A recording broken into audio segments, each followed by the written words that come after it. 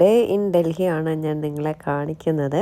അപ്പോൾ ഒറ്റ പാട്ടായിട്ട് ഇടാൻ നോക്കിയപ്പോൾ ഭയങ്കര ലെങ്ത്, അതുകൊണ്ട് 2 പാട്ടായിട്ട് ഇടുകയാണ്. രാവിലെ ഇന്ന് നല്ല ക്ലൈമറ്റാണ്, മഴയൊന്നുമില്ല. മഴ പെയ്തിട്ട് ഭയങ്കരമായിട്ട് തണുപ്പ് വരേണ്ടതാണ്, പക്ഷെ ഭയങ്കരമായിട്ടുള്ള തണുപ്പുമില്ല. ആവശ്യത്തിനുള്ള തണുപ്പും നല്ല ക്ലൈമറ്റായിട്ട് അങ്ങനെ നിൽക്കുകയാണ്. എങ്കിലും മൂടിക്കെട്ടി നിൽപ്പുണ്ട്. അതുകൊണ്ടൊരു ടെൻഷനുണ്ട്, മഴയെങ്ങാനും പെയ്യുമോ എന്നുള്ളൊരു ടെൻഷനുണ്ട്. ഇന്ന് വീണ്ടും രണ്ടാമതൊരിക്കൽ കൂടി പാക്കേജ് എടുത്തു. ഏട്ടനോട് ഞാൻ നല്ല രീതിയിൽ പറഞ്ഞു, കേട്ടോ പാക്കേജ് വേണ്ട, നമുക്ക് മെട്രോ വഴി പോവാം, നമുക്ക് എന്തെങ്കിലും ചെയ്യാം, പേടിക്കേണ്ട, നമ്മൾ തളരത്തില്ല എന്നൊക്കെ പറഞ്ഞിട്ട് കേൾക്കാതെ ഏട്ടൻ വീണ്ടും ഇന്ന് പൈസ കൊടുത്ത് പാക്കേജ് എടുത്തു കേട്ടോ. അവന്മാർ കള്ളന്മാരാണ്. ദയവ് ചെയ്ത് നിങ്ങളവരുടെ പാക്കേജ് എടുക്കരുത്. ഒരു ദിവസം കൊണ്ട് ഒരിക്കലും നമുക്ക് ഈ ഡൽഹി കംപ്ലീറ്റ് കണ്ട് കഴിയാൻ പറ്റത്തില്ല. എൻ്റെ അനുഭവം കൊണ്ട് പറയുകയാണ്. ഇന്നലെ ഞാൻ അവരെ കോൺടാക്ട് ചെയ്യാനുള്ള ഡീറ്റെയിൽസ് ഒക്കെ ഇട്ടിട്ടുണ്ടായിരുന്നു, പക്ഷേ ഞാൻ തിരുത്തി പറയാണ്, കൊള്ളത്തില്ല, അവരെ കോണ്ടാക്ട് ചെയ്യണ്ട. അതവിടെ നിൽക്കട്ടെ, വഴിയെ ഞാൻ കാര്യങ്ങളൊക്കെ വ്യക്തമാക്കി തരാം. ഫസ്റ്റ് ഞങ്ങൾ ബ്രേക്ക്ഫാസ്റ്റ് കഴിക്കാനായിട്ട് നമ്മുടെ ഹോട്ടലിൻ്റെ തൊട്ടടുത്തുള്ള സീതാറാം എന്നൊരു കടയിലാണ് വന്നത്. ഇവിടുത്തെ ചോളെ ഭട്ടൂരെ ഫേമസ് ആണ്. ഡൽഹിയിലെ one of the best ചോളെ bhature കിട്ടുന്ന ഒരു പ്ലേസ് ആയിട്ടാണ്, സ്പോട്ടായിട്ടാണ് പറയുന്നത്. അപ്പോൾ ഹോട്ടലിന് തൊട്ടടുത്ത് ജസ്റ്റ് ഒരു 2 മിനിറ്റ് നടന്നാൽ മതി അവിടേക്ക് എത്താനായിട്ട്. ഞങ്ങൾ അന്വേഷിച്ചു ഡൽഹിയിലെ ബെസ്റ്റ് ബ്രേക്ക്ഫാസ്റ്റ് എവിടെയാണെന്ന് ചോദിച്ചപ്പോൾ ഇവിടെയാണ് one of the best ചോളെ bhature എന്ന് പറഞ്ഞതുകൊണ്ടാണ് ഇങ്ങോട്ടേക്ക് വന്നത്. ഇവിടെ വന്നപ്പോൾ നല്ല തിരക്കുണ്ട്. നമുക്ക് ടോക്കൺ എടുക്കാം. ടോക്കൺ എടുത്തിട്ട് കറി ഒരു ഇതിൽ തരും, എന്നിട്ട് അടുത്ത സൈഡിൽ നിന്ന് നമ്മൾ ഭട്ടൂര വാങ്ങണം. അങ്ങനെയാണ് ഇവിടുത്തെ ഒരു സെറ്റപ്പ്. പിന്നെ ഇവിടെ ലസ്സി കൗണ്ടറും അവൈലബിൾ ആണ്. തണുപ്പത്തെ ലസ്സിയൊന്നും കുടിക്കാൻ വയ്യ. അതുകൊണ്ട് ഞങ്ങൾ 2 ചോളെ ഭട്ടൂര പറഞ്ഞു. ഒരു ചോളെ ഭട്ടൂരയിൽ 2 എണ്ണം ഉണ്ടാവും.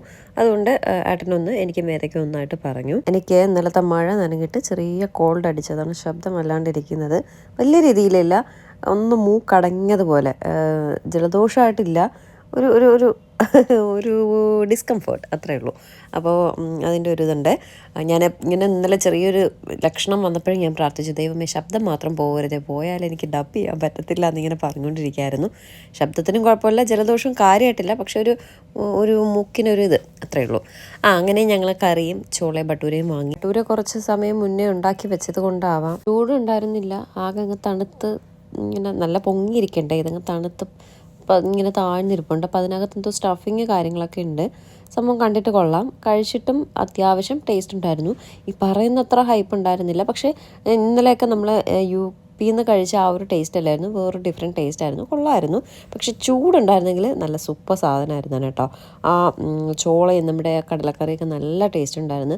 അതിനോടൊപ്പം സൈഡായിട്ട് ക്യാരറ്റ് സാലഡ്, അണിയനും മുളക് ഇങ്ങനെ എന്തോ മസാല പിക്കിൾ പോലത്തെ ഒരു സംഭവമൊക്കെ ഉണ്ടായിരുന്നു. കൊള്ളായിരുന്നു. പക്ഷേ ചൂടോടെ ആയിരുന്നെങ്കിൽ ഭയങ്കര ടേസ്റ്റ് ആയിരുന്നേ. ചൂടില്ലാത്തതിൻ്റെ ഒരു ഇതുണ്ടായിരുന്നു. ഭട്ടൂരയൊക്കെ ചൂടോടെ കഴിച്ചാലല്ലേ അതിൻ്റെ ടേസ്റ്റ് ഉണ്ടാവുള്ളൂ. അപ്പോൾ ഈ നോർത്ത് ഇന്ത്യൻ ഫുഡ് കഴിച്ച് ഇതൊന്നും കഴിക്കണ്ടെന്ന് പറഞ്ഞിരുന്നതാണ്. അപ്പോൾ അവർ മസ്റ്റ് ട്രൈ ആണ്, ഇവിടെ ഭയങ്കര ഫേമസ് ആണ്, ക്യൂ നിന്നാണ് വാങ്ങുന്നതെന്നൊക്കെ പറഞ്ഞിട്ടാണ് ഇങ്ങോട്ടേക്ക് വന്നത്. കുഴപ്പമുണ്ടായിരുന്നില്ല കേട്ടോ. ഇവർക്ക് ഇവിടെ തന്നെ ഈ സ്ട്രീറ്റിൽ തന്നെ 2 ഷോപ്പുണ്ട്, അപ്പോൾ അത്രയും നല്ലതാവുമല്ലോ. ഇവിടെ ചായ ഉണ്ടായിരുന്നില്ല, അതുകൊണ്ട് ഞങ്ങൾ പുറത്തിറങ്ങിയിട്ട് ഒരു ചായ കുടിച്ചിട്ട് പോകാമെന്ന് കരുതി. അപ്പോൾ വേദ അതിൽ ബിസ്ക്കറ്റ് കിടക്കുന്നുണ്ട്. ഇങ്ങനെ അവരുടെ കുപ്പിയിലിട്ട് വെച്ചിരിക്കുന്ന ബിസ്ക്കറ്റ് കഴിക്കാൻ നല്ല ടേസ്റ്റ് ആട്ടോ. ബിസ്ക്കറ്റ് എടുത്തു, പക്ഷേ അത് റസ്ക് ആയിരുന്നു കേട്ടോ, ബിസ്ക്കറ്റ് അല്ലായിരുന്നു. എങ്കിലും ആ റസ്ക് നല്ല ടേസ്റ്റ് ഉണ്ടായിരുന്നു. ചായയുടെ ഒക്കെ കഴിക്കാനായിട്ട് കൊള്ളായിരുന്നു കേട്ടോ. ഭട്ടൂര കഴിച്ചു, വയറ് നിറഞ്ഞു. എങ്കിലും ആ ബിസ്ക്കറ്റ് കണ്ടപ്പോൾ ഒരു കൊതിയായിട്ടാണ് ബിസ്ക്കറ്റ് വാങ്ങിയത്. അങ്ങനെ ഞാനും വേദയും ഏട്ടനും ചായ പറഞ്ഞു. വേദ അങ്ങനെ ചായ കുടിക്കുന്ന കുട്ടിയല്ല, ഇപ്പോൾ കുടിക്കാറുണ്ട്. പ്രത്യേകിച്ച് ഇങ്ങോട്ടൊക്കെ വന്നപ്പോൾ ഇഞ്ചിയുടെ കളി കൂടുതലായതുകൊണ്ട് വേദയ്ക്ക് ഒട്ടും വേണ്ടെന്ന് പറഞ്ഞ് നിന്നതാണ്.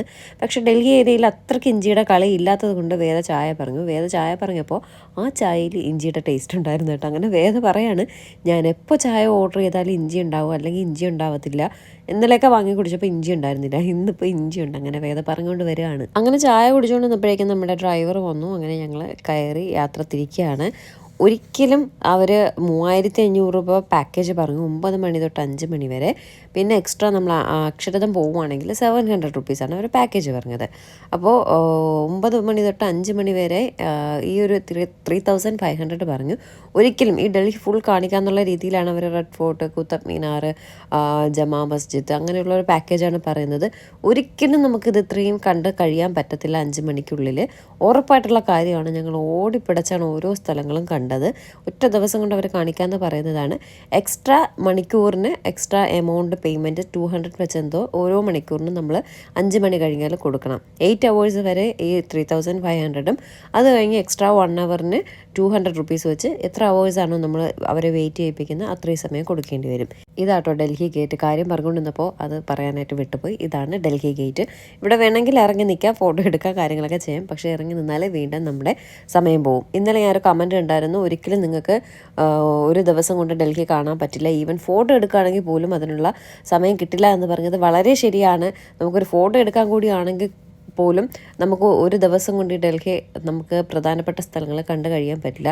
നമ്മൾ ആദ്യം പോയത് റെഡ് ഫോർട്ടാണ്. റെഡ് ഫോർട്ടിൽ തന്നെ 2 കിലോമീറ്ററോളം നമുക്ക് ചുറ്റി നടന്ന് കാണാനായിട്ടുണ്ട്. അത് കഴിഞ്ഞ് അവിടെ നിന്ന് ഞങ്ങൾ ജമാ മസ്ജിദിലേക്കാണ് പോയത്. ഇവർ റെഡ് ഫോർട്ടിൽ നമ്മൾ ഡ്രോപ്പ് ചെയ്ത ശേഷം നമ്മൾ അവിടെ നിന്ന് ഓട്ടോ വിളിച്ച് ജമാ മസ്ജിദിൽ പോകണം. അവിടെ നിന്ന് വീണ്ടും നമ്മൾ റെഡ് ഫോർട്ടിൽ വരണം. വന്നിട്ടാണ് അവർ പിക്ക് ചെയ്യുന്നത്. ഇതൊക്കെ പക്ക തേപ്പല്ലേ. ഇങ്ങനെയാണ് ഒരു നമ്മുടെ ഇന്ന് ഇത്രയും പൈസ കൊടുത്ത് പാക്കേജ് വാങ്ങിയിട്ട് നമ്മൾ ഓട്ടോ പിടിച്ച് അലങ്ങി തിരിഞ്ഞ് നടക്കണം. ഇന്നലെ കുറച്ച് സ്ഥലങ്ങളാണ് പോയത്. എന്നിട്ട് കൂടിയും അവരതിലൊരു ചെറിയൊരു ഡിസ്കൗണ്ട് തന്നു. എന്നിട്ട് ഈവനിങ് നമ്മൾ കുറച്ച് എക്സ്ട്രാ സമയം എടുത്തു. അതിനവർ എക്സ്ട്രാ പേയ്മെൻറ്റ് വാങ്ങി. ഇന്നലെ വെറും ഉച്ച വരെ ജസ്റ്റ് എങ്ങും ഇറങ്ങാതെ വണ്ടിക്കകത്തിരുന്ന് കറങ്ങിയിട്ട് പോലും ആ ഒരു എക്സ്ട്രാ പേയ്മെൻറ്റ് വേണ്ടെന്ന് വയ്ക്കുകയോ ഒന്നും ചെയ്തില്ല. ഞാൻ ഇന്നലെ അടിപൊളി സൂപ്പർ എന്നൊക്കെ പറഞ്ഞു. പക്ഷേ ആ കാര്യങ്ങളെല്ലാം ഞാൻ തിരിച്ചെടുത്തിരിക്കുകയാണ്. നമുക്ക് ഇവിടെയൊക്കെ ഞങ്ങൾ ഓടിപ്പിടച്ചാണ് കണ്ടത്. ഇവിടെ ജമാ മസ്ജിദ്, അത് കഴിഞ്ഞ് ലോട്ടസ് ടെമ്പിൾ, പിന്നെ നമുക്ക് ഇവിടെ പോകേണ്ട കുത്തബ് മീനാർ, പിന്നെ ഇവിടെ ഒരു നിസാമുദ്ദീൻ മോസ്ക് ഉണ്ടായിരുന്നു. അവിടെയൊക്കെ കാണണമെന്നുണ്ടായിരുന്നു. പക്ഷേ ടൈം ഇല്ലാത്തത് കൊണ്ട് അവിടെ എങ്ങും കണ്ടില്ല. ഇപ്പോൾ ഓൾറെഡി നമ്മൾ 2 days ആയി. ഇനിയും കുറച്ച് ദിവസം കൂടി നിന്നാലും നമ്മുടെ പ്ലാനിങ് ഫുൾ തെറ്റി മറിയും. അതുകൊണ്ട് ഞങ്ങൾ ഒരുപാട് സമയം നിന്നില്ല. ജസ്റ്റ് എല്ലാ സ്ഥലങ്ങളും ഒന്ന് കണ്ടു, ഫോട്ടോ എടുത്തു, വീഡിയോ എടുത്തു, തിരിച്ചു വന്നു, അത്രേ ഉള്ളൂ. പക്ഷേ ഞങ്ങൾ കയറിയ സ്ഥലങ്ങളെല്ലാം ഡീറ്റെയിൽ ആയിട്ട് ഓടി നടന്നു, പെട്ടെന്ന് കണ്ടു, ഒന്നും മിസ് ചെയ്തില്ല. ഇനി ഇങ്ങോട്ടേക്കൊന്നും ഒരു വരക്കുണ്ടാവത്തില്ല. അതുകൊണ്ട് നമ്മൾ ജസ്റ്റ് ഓടി നടന്ന് എല്ലാ സ്ഥലങ്ങളും കണ്ടു. റെഡ് ഫോർട്ടിലേക്ക് എൻട്രി ഫീ ഉണ്ട്. ജസ്റ്റ് ഈ ഒരു പുറത്ത് നിന്ന് കാണാനാണെങ്കിൽ എത്രയാണെന്ന് എനിക്കറിയില്ല, ഏട്ടനാണ് കേട്ടോ എടുത്തത്.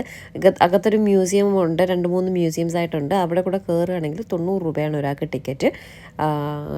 2 പേർക്കോ അങ്ങനെ എന്തോ കേട്ടോ, സോറി മറന്നുപോയി. 180 ആണെന്ന് തോന്നുന്നു 2 പേർക്ക് ടിക്കറ്റ്. ഇവിടെ ഓൾമോസ്റ്റ് 15 വയസ്സ് വരെയുള്ള കുട്ടികൾക്കൊന്നും ടിക്കറ്റ് എടുക്കേണ്ട ആവശ്യമില്ല.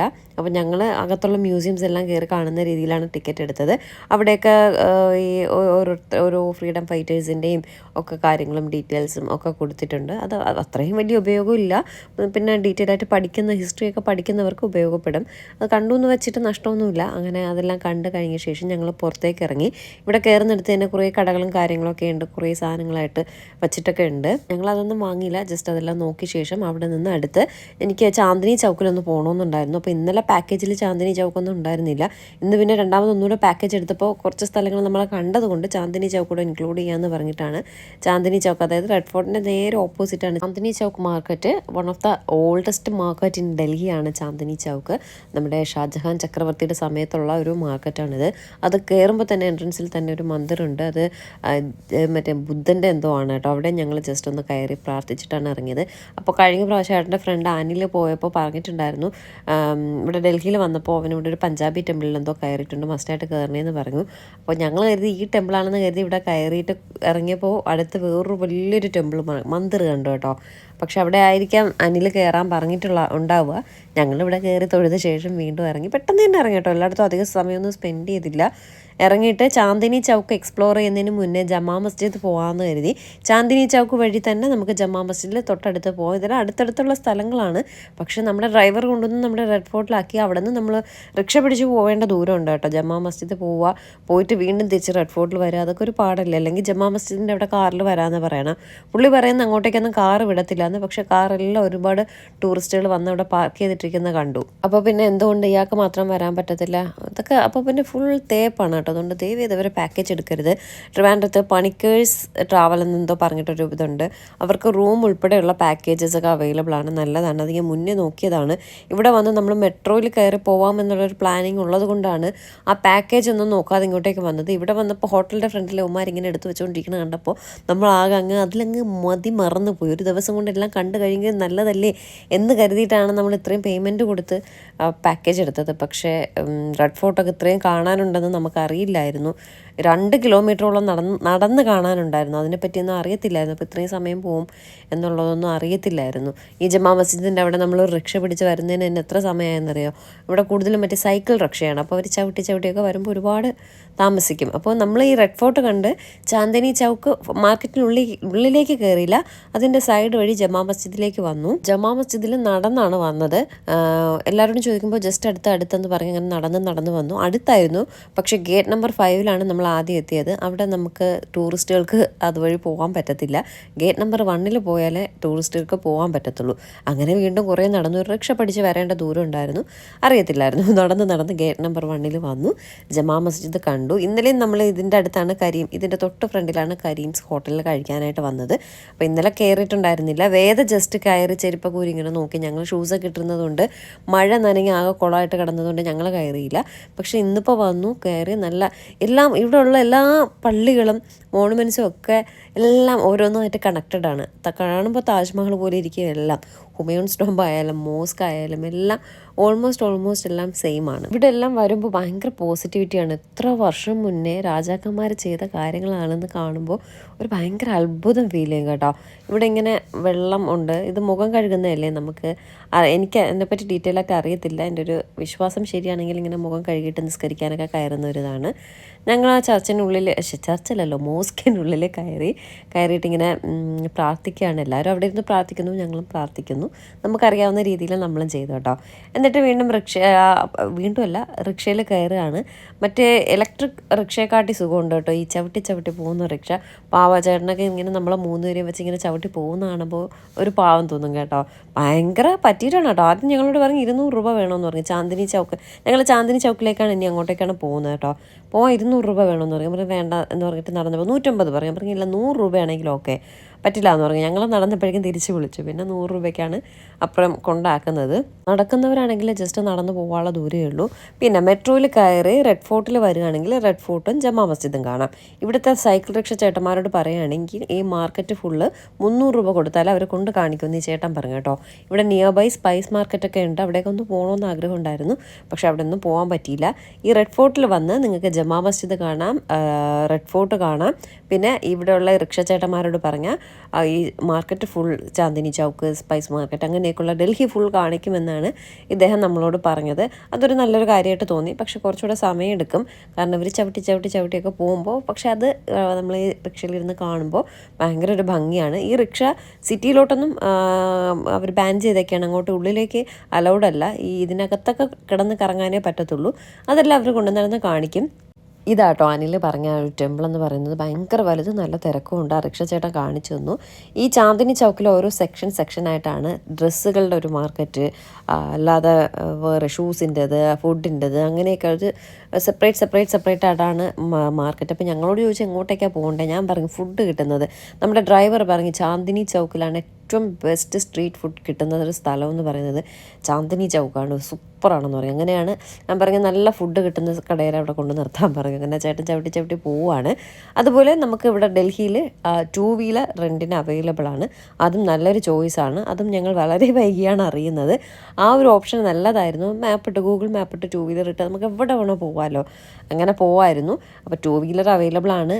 മെട്രോ അവൈലബിൾ ആണ്. മെട്രോ കുറച്ച് റിസ്ക് തന്നെയാണ്. കാരണം നമ്മളൊരു സ്റ്റേഷനിൽ ഇറങ്ങി വേറൊരു മെട്രോ മാറി കയറണം. അങ്ങനെയൊക്കെയുള്ള കുറച്ച് ബുദ്ധിമുട്ടുകളുണ്ട്. അപ്പോൾ അതിനെക്കാട്ടിയിട്ട് ഒരു പാക്കേജ് എടുക്കുന്നത് തന്നെയാണ് നല്ലത്. നമ്മുടെ പണിക്കേഴ്സ് ട്രാവൽസിൻ്റെയോ ഒക്കെ. അത് 2 ഡേ ഇറ്റിനറി ഒക്കെയാണ്. ഞാൻ മലേഷ്യ പോയപ്പോൾ നമ്മുടെ പാക്കേജ് ഉണ്ടായിരുന്നില്ലേ, സാരഥി ഹോളിഡേയ്സ്, അവർക്കും ഉണ്ട്. നമ്മളിവിടെ വന്നിട്ട് പ്ലാനിങ് ഫുൾ മാറി മറിഞ്ഞല്ലോ. മെട്രോയിൽ പോകാൻ നിന്നിട്ടാണ് ആരുമായിട്ടും കോൺടാക്ട് ചെയ്യേണ്ടത് നേരെ വന്നത്. എല്ലാവർക്കും 2 ഡേ ഇറ്റിനറി. വിത്ത് താജ്മഹൽ ആണെങ്കിൽ 3 ഡേ ഇറ്റിനറിയാണ് പറയുന്നത്. അപ്പോൾ എന്തായാലും 2 ഡേയ്സ് മസ്റ്റായിട്ട് കാണാനായിട്ടുണ്ട്. അപ്പോൾ അങ്ങനെയുള്ളൊരു പാക്കേജ് എടുക്കുക. 1 ഡേ കൊണ്ട് ഒരിക്കലും നമുക്ക് കാണാൻ പറ്റത്തില്ല. അല്ലെങ്കിൽ ഇങ്ങനെ മെട്രോ കയറി വരിക, റിക്ഷ ഉപയോഗിക്കുക, അല്ലെങ്കിൽ 2 വീലർ റെൻറ്റിന് എടുക്കുക, അങ്ങനെയൊക്കെ പോവുക. അങ്ങനെ നമ്മുടെ സൈക്കിൾ ചേട്ടൻ കൊണ്ടുവന്ന് നമ്മളെ ഇവിടെ ഒരു സ്ട്രീറ്റിലാക്കി. ഫുഡിൻ്റെ ഒരു കളി തന്നെ നടക്കുന്ന ഒരു സ്ട്രീറ്റ്. ഇവിടുത്തെ ഫേമസ് എന്നാ ചേട്ടൻ പറഞ്ഞു. ഇങ്ങനെ ഈ ഇവിടുത്തെ ഈ പൊറോട്ട ഭയങ്കര ഫേമസ് ആണ്. പ്യോർ വെജാണ്, നോൺ വെജ് അല്ല. ഇങ്ങനെ വറുത്തൊക്കെ തരുന്ന പൊറോട്ട. അന്നത്തെ ആ ആലു പൊറോട്ട കഴിച്ച ശേഷം ഇതൊന്നും കഴിക്കണമെന്ന് വലിയ ആഗ്രഹമില്ല കേട്ടോ. കണ്ടിട്ട് കഴിക്കണമെന്ന് ഒട്ടും തോന്നിയില്ല. എനിക്ക് പാവ് ബജി കഴിക്കാൻ ഭയങ്കര കൊതി. നോർത്തിൽ വന്നിട്ട് പാവ് ബജി കഴിച്ചതേ ഇല്ല. ഇവിടുത്തെ ഫേമസ് സാധനമില്ലേ, ആ സാധനം കഴിച്ചതേ ഇല്ല. അങ്ങനെ അത് അന്വേഷിച്ച് ഞാൻ നടക്കുകയാണ്. റബഡിയും സ്വീറ്റ്സ് കാര്യങ്ങളൊക്കെ നിറയെ ഉണ്ട്. പാവ് ബജി അങ്ങനെ അധികം കാണുന്നില്ല. ഈ പൊറോട്ടയും 2-3 കടകളിൽ കണ്ടായിരുന്നു. ഭയങ്കര തിരക്ക് കേട്ടോ എല്ലാ കടകളിലും. ഇവിടെ തുണികൾ നിറയെ വർക്ക് ചെയ്ത ലഹങ്ക പോലത്തുള്ള തുണികളൊക്കെ നിറയെ ഉണ്ട്. ഷോപ്പിംഗ് ഒന്നും ചെയ്തില്ല. അങ്ങനെ നടന്നപ്പോൾ ഒരു പാവ് ബജി കട കണ്ടു. അങ്ങനെ ഒരു പാവ് ബജി പറഞ്ഞായിരുന്നു. നല്ല കിടിലം പാവ് ബജി ആയിരുന്നു കേട്ടോ. ഷോപ്പിംഗ് ഒന്നും ചെയ്തില്ല, കാരണം സമയമില്ല. ഇനി അടുത്ത സ്ഥലത്തേക്ക് പോകണം. അതിന് 12 മണിയായപ്പോൾ ഡ്രൈവർ വിളിച്ചു, നിങ്ങൾ എവിടെ നിൽക്കണോ, എത്താറായില്ലേ എന്ന് ചോദിച്ചിട്ട്. അപ്പോൾ അത് കണ്ട് കഴിയാനുള്ള സമയം ഇല്ലാത്തത് കൊണ്ട്. പക്ഷേ ഇന്നലെ ഒരു ദിവസം കൂടെ ഉണ്ടായിരുന്നെങ്കിൽ ഇന്ന് കൂടെ നമുക്ക് ഡൽഹി ഇതുപോലുള്ള മാർക്കറ്റൊക്കെ എക്സ്പ്ലോർ ചെയ്യായിരുന്നു. ആ കാര്യങ്ങളെല്ലാം മഴ കാരണം നടന്നില്ല. എങ്കിലും കുഴപ്പമില്ല, അത്യാവശ്യം കാണേണ്ട സ്ഥലങ്ങളെല്ലാം കണ്ടു എന്നുള്ളൊരു സന്തോഷത്തിൽ നമ്മൾ ഡൽഹിയിൽ നിന്ന് തിരിക്കുകയാണെന്ന്. ശരിക്കും ഡൽഹി ഒരു 3 days വിത്ത് താജ്മഹൽ നമ്മൾ സ്പെൻഡ് ചെയ്യേണ്ടതായിട്ടുണ്ട്. എസ്പെഷ്യലി നമ്മുടെ ഈ സ്ട്രീറ്റുകളെല്ലാം ഒരുപാട് എക്സ്പ്ലോർ ചെയ്യേണ്ടതായിട്ടുണ്ട് കേട്ടോ. പിന്നെ നമ്മുടെ പ്രധാനപ്പെട്ട സ്ഥലങ്ങളെല്ലാം ഒരുപാട് നടന്ന് കാണേണ്ടതായിട്ടൊക്കെ ഉണ്ട്. അപ്പോൾ മാക്സിമം വരുമ്പോൾ നല്ലൊരു പാക്കേജ് നോക്കി എടുത്തിട്ട് വരാൻ ശ്രമിക്കുക. നമുക്ക് പറ്റിയ അബദ്ധം നിങ്ങൾക്ക് ആർക്കും പറ്റരുത്. അങ്ങനെ പാവ് ബജി എല്ലാം കഴിഞ്ഞ ശേഷം അടുത്ത റിക്ഷ വിളിച്ച് ഞങ്ങൾ നേരെ റെഡ് ഫോർട്ടിനടുത്തേക്ക് പോയി. അവിടെ നിന്ന് ഞങ്ങളെ ഡ്രൈവർ പിക്ക് ചെയ്തിട്ട് ഞങ്ങൾ രാജ്ഘട്ടിലേക്കാണ് കൊണ്ടുപോയത്. അതിന് മുന്നേ ഞങ്ങൾ ആ സ്ട്രീറ്റ് ഇറങ്ങുന്നതിന് മുന്നേ വേദയ്ക്ക് കുൽഫി വേണമെന്ന് പറഞ്ഞിട്ട് ഒരേ ബഹളമായിരുന്നു. നിറയെ സ്വീറ്റ്സൊക്കെ ഇരിപ്പുണ്ട് കേട്ടോ. അപ്പോൾ അവിടെ നിന്ന് ഒരു കുൽഫി എല്ലാം വേദയ്ക്ക് വാങ്ങിച്ചു കൊടുത്തു. നല്ല കുൽഫി ആയിരുന്നു. ശരിക്കും പറഞ്ഞാൽ എനിക്ക് ഐസ്ക്രീമൊക്കെ കഴിക്കാൻ കൊതിയായിട്ട് വയ്യ. ക്ലൈമറ്റ് ഇങ്ങനെ നിൽക്കുന്നതുകൊണ്ട് കഴിക്കാനൊരു പേടി. വേദയ്ക്ക് എന്തായാലും വേണമെന്ന് പറഞ്ഞിട്ട് വാങ്ങിച്ചു കൊടുത്തു. അതിൽ നിന്ന് ഞാൻ ടേസ്റ്റ് ചെയ്തു. നല്ല കുൽഫി ആയിരുന്നു കേട്ടോ. ഡൽഹിയിലൊക്കെ നിറയെ ഇതുപോലെ അവർ തന്നെ ഉണ്ടാക്കുന്ന കുൽഫി ഷോപ്സൊക്കെ നിറയെ ഉണ്ട്. ഒന്നും ട്രൈ ചെയ്യാൻ പറ്റിയില്ല, ക്ലൈമറ്റ് ഇങ്ങനെ നിൽക്കുന്നത് കൊണ്ട്. എങ്കിലും ഇത്രയൊക്കെ കാണാനും കേൾക്കാനും പറ്റിയതിൽ ഒരുപാട് സന്തോഷമുണ്ട്. പാക്കേജിങ്ങനെ ആണെങ്കിലും ഞങ്ങൾ ഓൾമോസ്റ്റ് എല്ലാം കവർ ചെയ്തു. അതിൻ്റെ ഒരു സന്തോഷമുണ്ട് കേട്ടോ. പിന്നെ ഈ സ്ട്രീറ്റുകളൊന്നും നല്ല രീതിയിൽ എക്സ്പ്ലോർ ചെയ്യാൻ പറ്റിയില്ല എന്നുള്ളൊരു വിഷമേ ഉള്ളൂ. അപ്പോൾ ബാക്കി വിശേഷം ഞാൻ അടുത്ത വീഡിയോയിൽ കാണിക്കാവേ.